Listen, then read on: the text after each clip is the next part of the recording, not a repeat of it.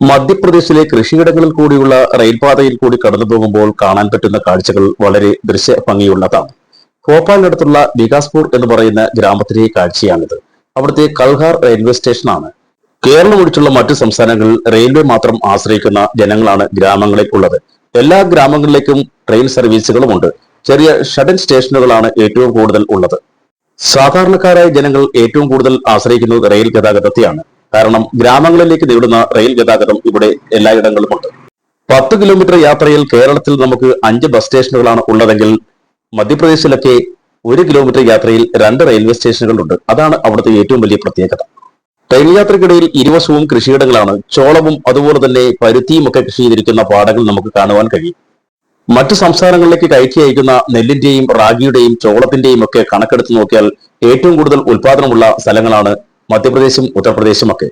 അത്യുൽപാദന ശേഷിയുള്ള, രുചിയിലും വലിപ്പത്തിലും മണത്തിലും നിറത്തിലുമൊക്കെ വ്യത്യാസമുള്ള കുള്ളൻ മാവുകളുടെ വൻ തോട്ടങ്ങൾ ഇരുവശവും കാണാം. ആധുനികവും പരമ്പരാഗതവുമായ ഏറെ കൃഷിരീതികൾ പരീക്ഷിക്കുന്നവരാണ് മധ്യപ്രദേശിലെയും ഉത്തർപ്രദേശിലെയും കർഷക ഗ്രാമങ്ങൾ.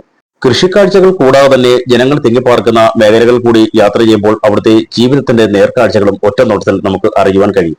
ഏറെ ചെറു പ്രദേശങ്ങൾ ഉള്ള സ്ഥലമാണ് മധ്യപ്രദേശ്. മധ്യപ്രദേശിന്റെ ഏറെ ഭാഗവും കൃഷി ഗ്രാമങ്ങളാണ്. കൃഷിയും കന്നുകാലി വളർത്തലും മറ്റു കുടിൽ വ്യവസായങ്ങളുമായി ജീവിക്കുന്ന നിരവധി കർഷക ഗ്രാമങ്ങൾ ഇവിടെയുണ്ട്. ഒരു ട്രെയിൻ യാത്രയിൽ മിന്നിമറയുന്ന കാഴ്ചകളാണ് ഇതെങ്കിലും ഗ്രാമജീവിതത്തിന്റെ നേർക്കാഴ്ചകൾ നമുക്ക് മനസ്സിലാക്കുവാൻ കഴിയും. ഒരു സ്ഥലത്തു നിന്നും ഉൽപ്പാദിപ്പിക്കുന്ന ഉൽപ്പന്നങ്ങൾ മറ്റൊരു സ്ഥലത്തേക്ക് എത്തിക്കുവാൻ റെയിൽവേ ഗതാഗതം ഏറ്റവും കൂടുതൽ ഉപയോഗിക്കുന്നവരാണ് ഇവിടുത്തെ ഗ്രാമീണർ. എവിടെ നോക്കിയാലും സമ്പുഷ്ടവും സമ്പന്നവുമായ കൃഷിയിടങ്ങളാണ് മധ്യപ്രദേശിൽ കാണാൻ കഴിയുക. ഇന്ത്യയിലെ ഇതുപോലെയുള്ള സംസ്ഥാനങ്ങളാണ് നമ്മുടെ കേരളത്തെ പോലെയുള്ള സംസ്ഥാനങ്ങളെ ഊട്ടിയുറക്കുന്നത് എന്ന് നമ്മൾ മനസ്സിലാക്കുക. ഇനിയും ഇതുപോലെയുള്ള നിരവധി യാത്രാ കാഴ്ചകളുമായി ഗ്രീൻ മീഡിയ വിഷൻ ചാനൽ നിങ്ങൾക്ക് മുന്നിലേക്ക് എത്തും. ഇതുവരെയും ഫേസ്ബുക്ക് പേജ് ഫോളോ ചെയ്യാത്തവർ ഫോളോ ചെയ്യുക. യാത്രാ കാഴ്ചകൾ അവസാനിക്കുന്നില്ല.